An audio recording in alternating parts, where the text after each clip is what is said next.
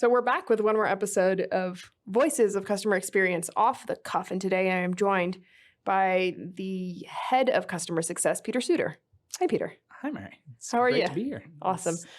The reason I brought you on today is because by far you're the best person in this office to discuss some of the more granular aspects of research and survey design, questionnaire design, deployment, et cetera, because you've been doing it for a while, haven't you? Yeah, give or take 10 years. So a little bit longer than you would have hoped. Yeah. Well, no, I think it's always exciting, always something new. Cool. Challenges galore. Great. So what I wanted to discuss with you was Hilary DeCamp's episode that aired last season. Hilary DeCamp is the chief research officer at LRW, which is an amazing research firm out in California. And Hilary is really big on segmentation and a couple other aspects of marketing research that tends to be overlooked at times. So I wanted to bring you in here because I have heard, let's say, water cooler talk.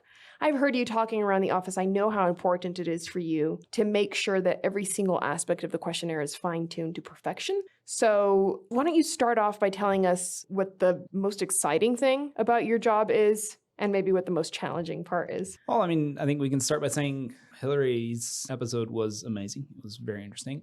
There are a lot of challenges that they face, and so hearing other companies face the same dilemmas that we do is always definitely interesting to hear. And I think the way different companies come at it and find those results are interesting. So one of the things about segmentation that I think is really interesting is sometimes companies prefer to just see where it falls out. So send it out to all of your customers and see how those segments come. And other times it's more structured and try to get significant demographics for each of them, both with their pros and cons. But it's always more interesting to be able to say, based on specific customer personas, be they psychographic or demographic, what those behaviors would be. I feel like we're getting ahead of ourselves and you're answering some of the questions that I have for further on the line. So, wow. The most challenging aspect of your job nowadays? You. True story. Sorry. Still not a lie. So we're not office politics. So that's like the real challenging parts of the job. From a technical, great episode. From a technical standpoint, what do you think is the greatest challenge that you face in your day-to-day in survey deployment or questionnaire deployment? I think it depends a little bit on the market. I think for the US market, the biggest challenges that we face is probably an oversaturation of customer surveys going out. So people are less likely or less inclined to click on that link when they see it, be it SMS or email. So probably fatigue. Just getting those response rates up because of survey fatigue. Do you think there's a quick fix to this? Absolutely not. I think that unfortunately the market is going against its best interest by sending out more and more surveys. One of the things that Hilary pointed out, which was interesting, is about how with the growth of online and email surveys, it's so easy to send them out. So they send out more and more and more to less and less responses. So it's not really working. Probably just scaling back in general and sending out less but more pointed surveys would be much more beneficial to everyone, I think, to customers and companies alike. My question is, with so many surveys going out, is it just percentages that have decreased, or is it just responses in general? Have companies been able to gather enough responses to actually qualify for scientific research? I think the answer to the amount of qualifications, yes, simply because they send out more. So it's kind of a shotgun approach. If I don't get enough surveys with one, I'll just send out more and hit more people. So I end up filling up my bucket. But it's not, the response rates percentage-wise are going down. So you have to have a larger sample size to be able to reach them. Okay. Do you think that by changing the channel in which we deploy surveys and questionnaires in general, we can possibly increase this? Or do you think that we just have to make better surveys? Probably a bit of both. So meeting customers where they're at on a channel that they want to interact with is great, but also getting the survey right. So keeping the survey short, keeping them direct, letting customers talk about what they're interested in, and giving them the opportunity to have their voices heard is probably the most important, but somewhere in between is probably the sweet spot. But even so, wouldn't we need to have almost like if all the companies in the world that do customer surveys, if they were to start from scratch and do it right now, it would still take a while for the market to perceive that the experience improved and become willing to engage again. No? Definitely. I think if you just stop and take a step back, you yourself, I mean, I think it's unfair us because we work with surveys. And so we will probably click on it just out of curiosity. Sure. But as a consumer, I'm much less likely to interact with a company if I know it's going to be a long survey or if I know that I'm going to get dozens of the same survey. So it's going to be a cycle probably, which is going to take long because customers are fatigued and they just don't want to engage like that. But if we can find new channels or new ways of engaging them, then that does pique their interest and can hopefully change that trend. I'm going to play a clip from the podcast here and then we can discuss. So segmentation is crucial because there really is no average consumer. I am approaching your category one way, someone else is approaching it differently. For example, when you think about a retail environment, some people want to walk in the door and be showered with customer service, to have somebody help them, make recommendations, walk them around the store, find things for them. And other people are absolutely allergic to that level of attention from a customer service representative. Those are two very distinct segments. And if you understand the kinds of customers you have, you can actually customize your customer service. You can customize your call center scripts. You can customize your outbound marketing. So within a customer service CX world, just understanding that what makes some people tick is different from what makes other people tick, what their needs are different, allows you to customize not only your product offerings, but your messaging and your customer service offerings. So in this clip, Hilary is discussing some of the benefits of segmentation for organizations. What are your thoughts? I think that going back to what we were talking about just recently on increasing the engagement, if you are able to communicate to that on a very individualized level using segmentation or using different techniques, it definitely does help. Just based on a human personal level, we want to be heard and we want to have these conversations. And so if someone brings an individual conversation to you to talk to what you're interested in or what you're curious about, you're much more likely to engage than if it's just a random survey about how much you may or may not recommend a product. So I think as far as surveys go, if you can tailor the message for that group, for that demographic, and you can really hone in on what their pain points are, that's where they're going to want to engage into dialogue. When it comes to using surveys as a measurement tool, okay, for measuring KPIs in general, this is something that across the board organizations do, right? There are very few organizations, at least big like enterprise nowadays, that don't have some sort of voice of customer survey program set up, right? And all of them have some sort of KPI that's they're reporting to their shareholders, to their investors, et cetera. Yeah, that seems accurate. And I'd venture to say that in most companies today, they do have some form of KPI that does tie back to bonuses or something along those lines. But at the end of the day, it's interesting to see how many companies actually act on those things and make changes based on the responses they're getting. Mm-hmm. At the end of the day, a survey just for gathering information and using it to increase the bonuses of the executives doesn't really enhance the customer's experience at all. Mm-hmm. But the inverse is true. If you do enhance the customer's experiences, they're likely to come back again and they're likely to be repeat customers. You know, us marketers have a pretty shitty reputation at this point in the market. Peter nods his head, for being so attached to our metrics that sometimes we fail to see the forest for the trees. Is that the expression? Or is it see the trees for the forest for the trees? Seems accurate, yeah. And this, I feel, is kind of a chronic issue across the board where people set up these metrics, and these metrics were originally placed there to help executives have a bird's eye view of what was going on in the organization. But ultimately, do you feel like metrics have in general just become empty metrics? It sounds mean to say that across the board, but I think in general, yes. Where they're great and you can look at them and you can watch your CSAT or your NPS go up or down. But if you're not correlating that to real financial metrics and you're not taking action on it and actually measuring the effect those actions are having, I do think it's an empty metric. I think you're not gaining any value from it. You're actually just worsening your survey fatigue for your customers because you're sending them out something that's not really changing your company culture or the structure or their experience at all. Okay, so let's talk about feedback that comes in a less structured way. like star reviews or Yelp and stuff like that, or even customer rating, right? 5-star rating. In every single app we use nowadays will have some sort of 5-star rating, but that is less structured than an actual scientific survey that's going out to people. So companies have recently adapted to be able to measure customer sentiment, customer perception, customer effort, all of these things through more unstructured channels of feedback. How much attention should companies truly be paying to these unstructured reviews? And do you think that we're headed towards a market that becomes more centered on unstructured feedback or less so? I think unstructured feedback, similar to crowdfunding, depends on a crowd. So for products that have less market or have less engagement, you have less reviews and then it's easy to game. And Amazon, unfortunately, is not isolated in that. For Yelp or for any of these things, you get 5 or 6 people to talk about it. You end up looking at just the rating. You have a 5-star rating there. But unless you have hundreds or thousands of people doing that, it's easy to bias those ratings. Mm-hmm. In my opinion, at least, those work very well given a higher volume of customers. But if you do want to do something more structured, you're able to do it in a way where even having less responses, you're still getting good feedback and more of a directional. Cool. I'm going to play the next clip. When you have countries like the US, it's like coast to coast. There are so many differences that vary from state to state, from region to region.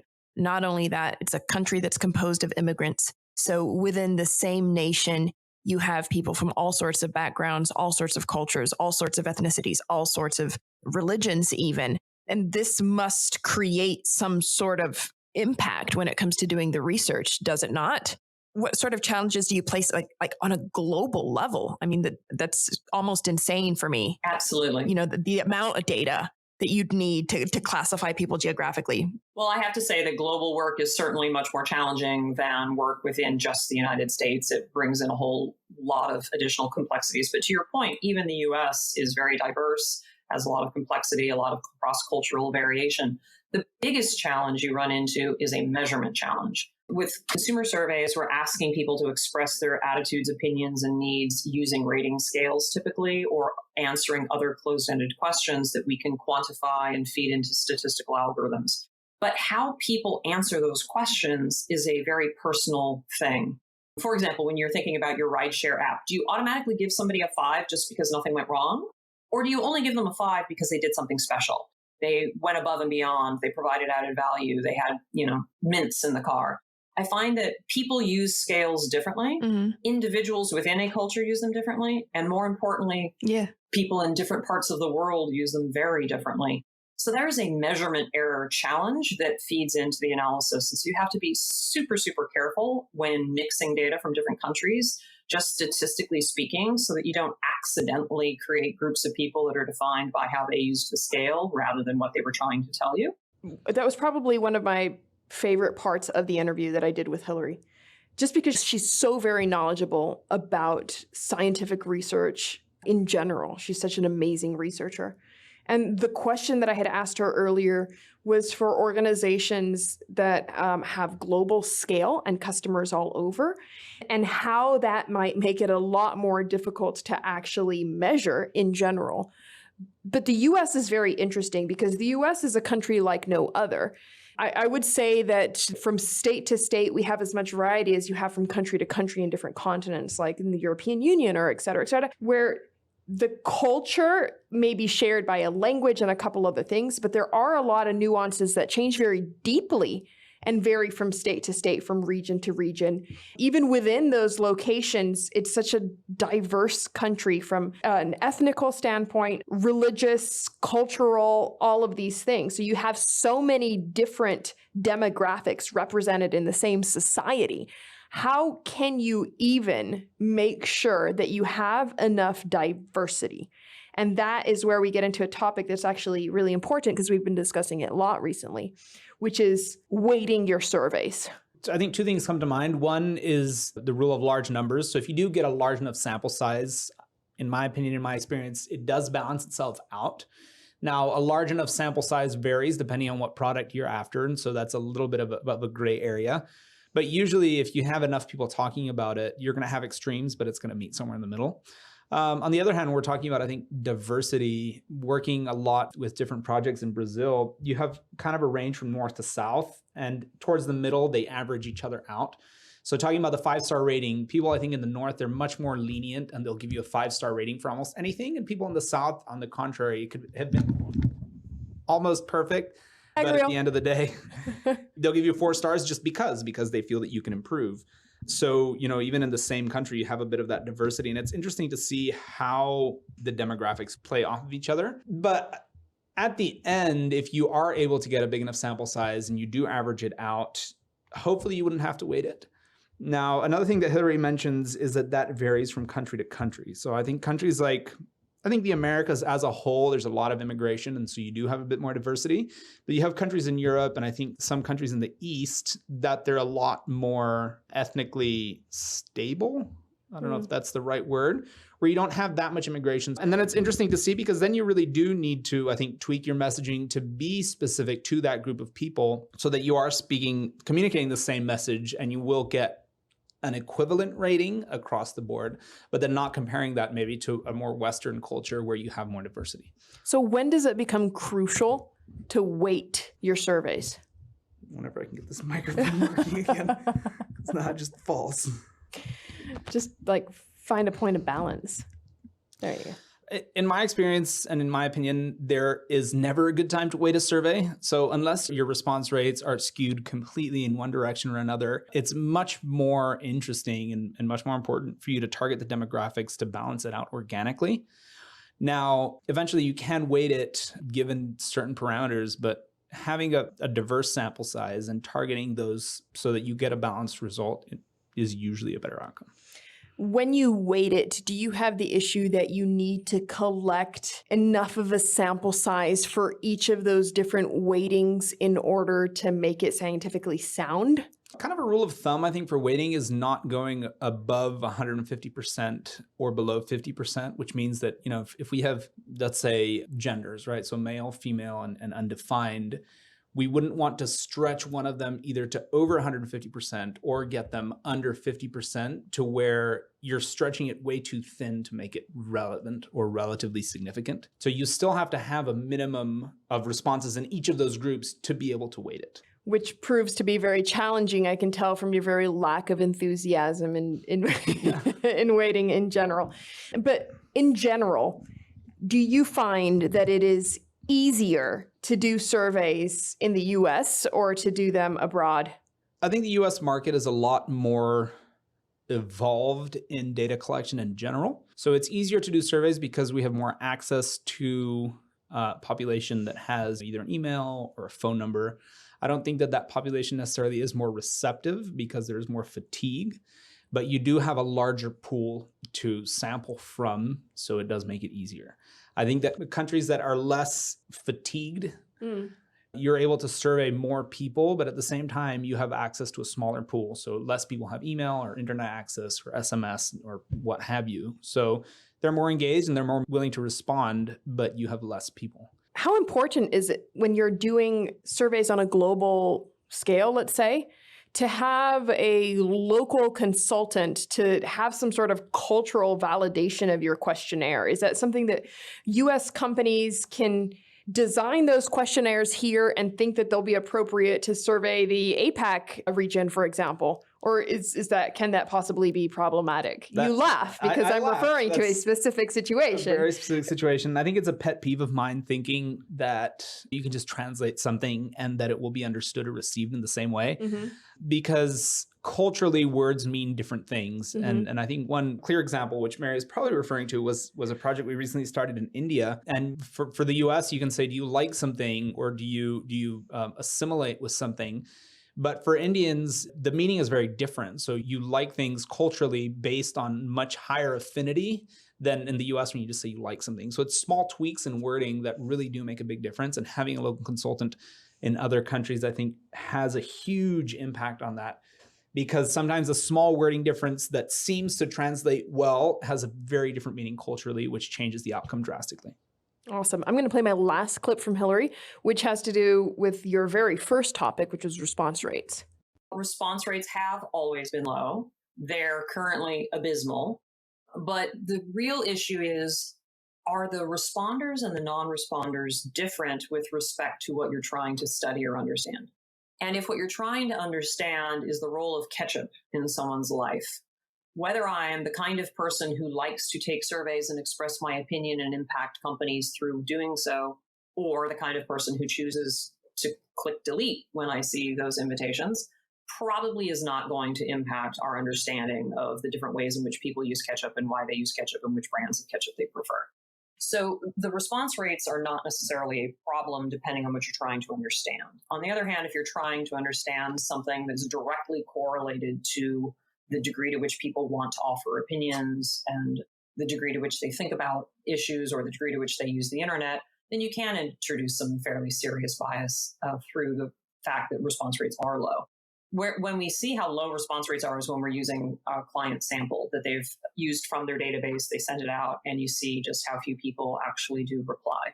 We try to combat that by making the surveys a little more interesting, making them less difficult to complete, making them shorter, offering a variety of incentives. Some people are motivated by the process of participating. Others are motivated by the process of trying to win something or to earn points. Others want to have you donate to charity. And so, we do what we can to boost response rates. Yes, they're dismal, but I don't think that the tendency to respond is correlated with the business question very often.